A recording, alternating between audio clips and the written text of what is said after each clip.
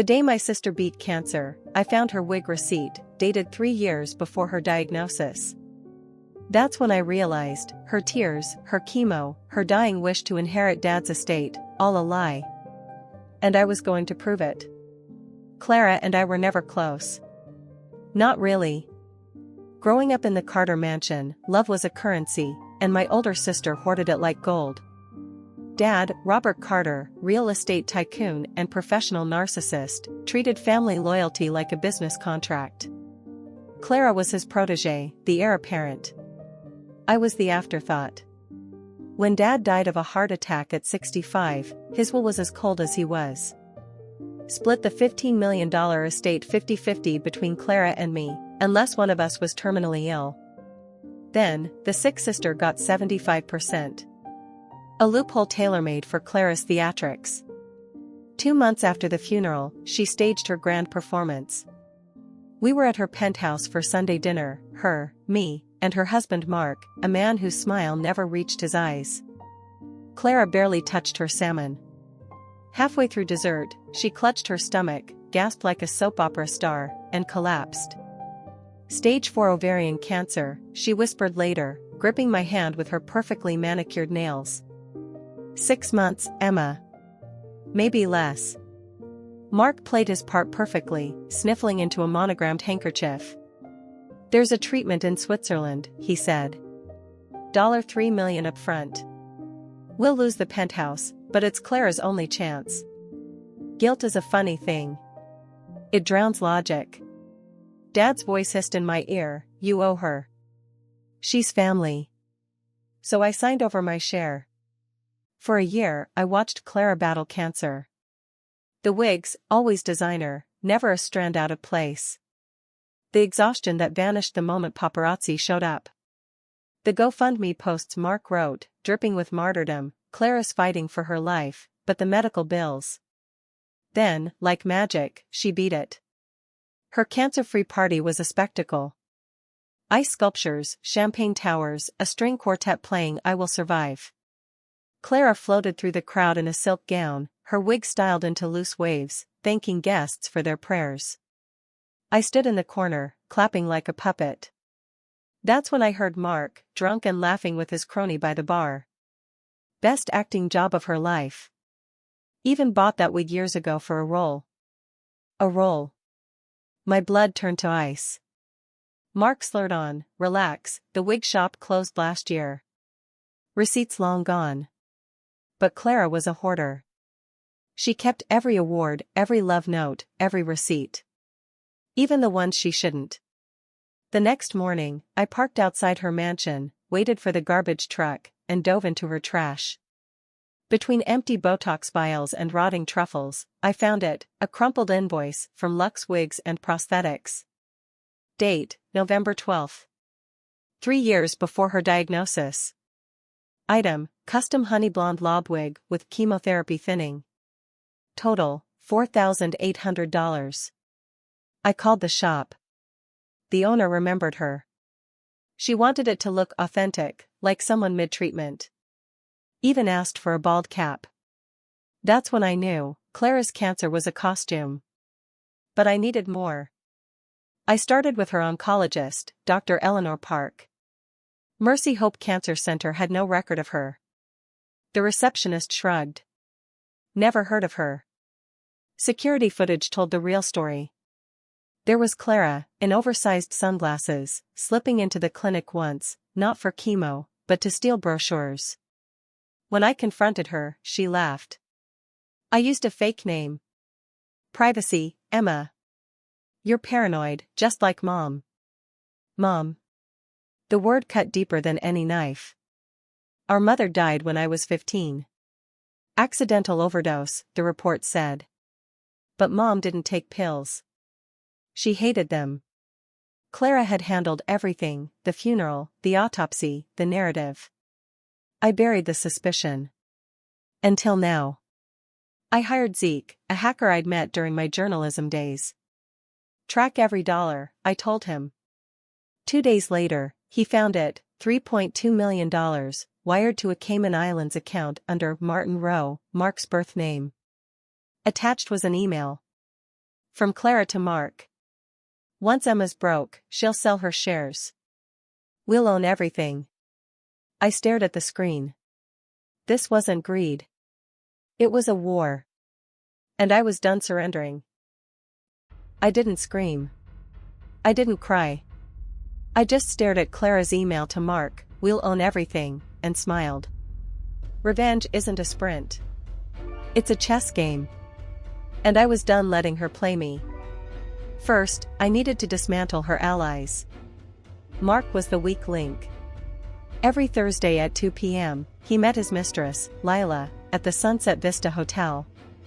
I sat in my car across the street, zoom lens trained on room 214. They never closed the curtains.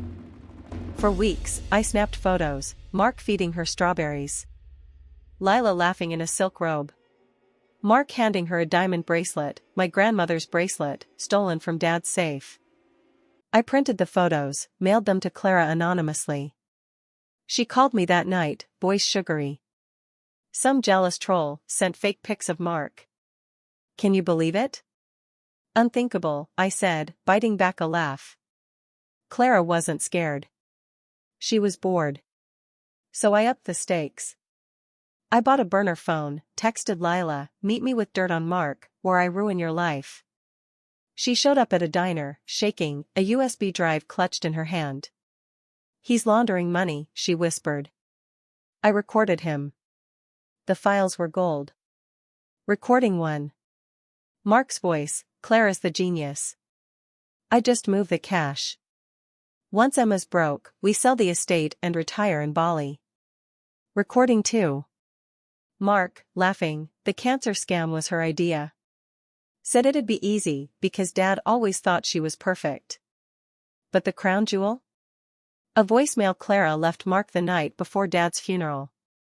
"If Emma gets suspicious, we'll say she's unstable. Like Mom." Nobody believed her about the pills either. Mom. The word hit me like a bullet. Mom, who'd accidentally overdosed on sleeping pills when I was 15. Mom, who hated medicine, who'd begged me the week before she died, "Emma, check my tea. It tastes bitter." Clara had shut me down then. Mom's paranoid. Let it go. Now, I wouldn't. I broke into Clara's house that night. Her safe code? Dad's birthday, 0704. Predictable. Inside, Mom's autopsy report, a vial of pills, and a half-written letter in Mom's shaky handwriting. "To my girls, Clara's been giving me the wrong dosage. I'm scared. If anything happens." The letter ended there. I snapped photos, left everything untouched. Now I had it all, the wig, the fake cancer, the offshore accounts, Mom's murder.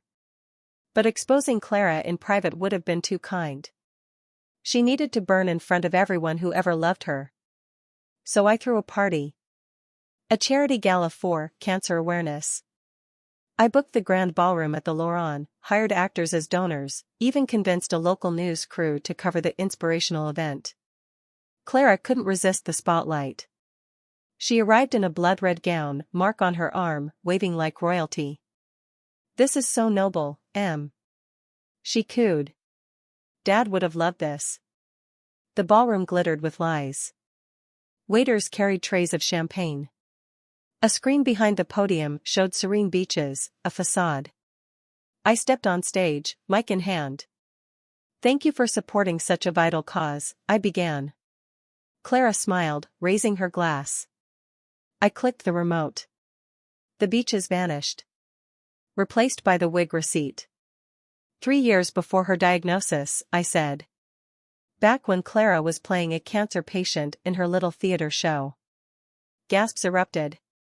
Clara's glass slipped, shattering on the floor. "This is a sick joke," she shrieked. Click. Security footage of her stealing brochures at Mercy Hope. No oncologist. No miracle drug. Just a script. Mark lunged for the exit. 2 actors blocked the doors. Click. The Cayman transfers. $3.2 million. Not for treatment. For a yacht. The crowd buzzed. Phones lit up, recording. Clara stumbled forward, heels cracking. She's lying. Dad knew she was unstable. Click. The voicemail. If Emma ever finds out, we'll say she's delusional. Like Mom. Silence. Then, a voice from the back, you killed your mother? Chaos. Guests surged forward, screaming. The news crew shoved cameras in Clara's face. She's lying. Her mascara bled down her cheeks. Click. Mom's letter. The room exploded. A man threw his drink. Ice cracked against Clara's forehead. Mark grabbed her arm. We're leaving. Now. But the doors were locked. The video went viral by dawn. #FakeCancerHeiress trended for weeks. Lawyers swarmed. The court voided Clara's inheritance, gave me full control. At the hearing, the judge said Clara had a moral void darker than the ocean. Mark divorced her, took the yacht, and fled to Bali with Lila. Clara? Last I heard, she works at a rundown clinic, swiping copays from elderly patients. Rumor is she tried to scam a widow out of her life savings, until the widow's son recognized her from the news. Karma's a patient killer. As for me? Let's just say, I kept the wig. Every year, on the anniversary of Dad's death, I mail Clara a strand of hair from it. No note. No return address. She knows.